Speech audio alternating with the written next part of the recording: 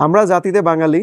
আমাদের কাজ হচ্ছে বিভিন্ন ট্রেন্ডিং বিষয়ের পিছনে পিছনে ঘোরা, অথবা যে জিনিসটা ভাইরাল হলো তার পিছনে পিছনে ঘোরা, যেটা ট্রেন্ডিং হচ্ছে তার পিছনে পিছনে ঘুরছি।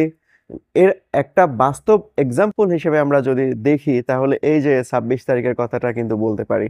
আমার আশেপাশে যত মানুষ ছিলেন তার কি বলবো, 70% মানুষই তো এই বিষয়টা নিয়ে একেবারে কি বলবো, সারা দিন সারা রাত মোবাইলে টক টক টক টক টক টক করেছেন। আমার মনে হয় আপনারা যারা ভিডিওটা দেখছেন তার আশেপাশের, মানে আপনার আশেপাশের অনেক মানুষই সেটা করেছেন। সারা বিশ্বেরও অনেক মানুষ এই কাজটা করেছেন। এমন ভাবে কাজটা করেছেন যার ফলে কি হয়েছে, এই যে আমি কি কথা বলছি আপনারা সবাই বুঝতে পেরেছেন হয়তো। আমি বলছি টেলিগ্রামের একটা মাইনিং বট, হ্যামস্টার কম্প্যাক্টের কথা।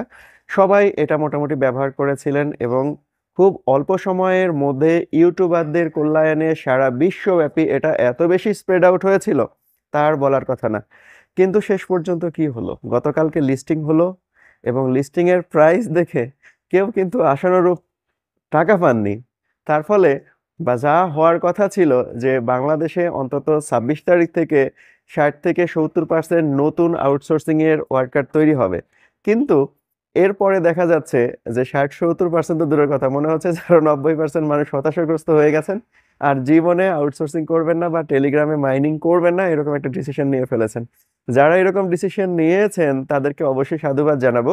তো এইভাবে আপনারাও এই টেলিগ্রামের বটের পেছনে এত সময় পরিশ্রম না দিয়ে নিজের পড়াশোনার পেছনে সময় দিন, তাহলে সেটা অনেক কাজে লাগবে। আর যদি আপনি আউটসোর্সিং করতেই চান, তাহলে আউটসোর্সিং এর বিভিন্ন টপিকস রয়েছে, সেই টপিকসগুলো ভালোভাবে শিখুন, জানুন, তারপরে আউটসোর্সিং করুন। আশা করা যায় ভালো পেমেন্ট পাবেন। শুধু এই বটের পেছনে ঘুরে কোনো লাভ নাই। এই বটগুলো হচ্ছে একেবারে ইনসিকিউর, আজকে আছে কালকে নাও থাকতে পারে। আর যদি থাকেও, ফিউচারে কি হবে না হবে সেটা কিন্তু বলা যাচ্ছে না, কারণ এটা পুরোটাই হচ্ছে ক্রিপ্টোকারেন্সির উপরে নির্ভরশীল।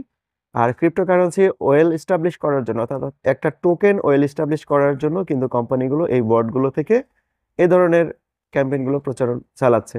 তো আপনি বুঝে শুনে যে কোনো ধরনের ক্যাম্পেইনে অংশগ্রহণ করবেন। হয়তো ঘটনা ঘটতে পারে যে আপনি একবার পেমেন্ট পেতে পারেন, পরে নাও পেতে পারেন, আবার তারপরে কম পেতে পারেন, একবার বেশি পেতে পারেন, এরকম ঘটনা কিন্তু ঘটতে থাকবে।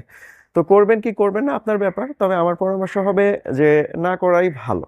এগুলোর পেছনে সময় না দিয়ে আপনি যদি অন্য কোনো কাজ করেন, আপনার স্কিল বৃদ্ধি করে এমন কোনো কাজ করেন, সেটা হবে সবচেয়ে বেটার।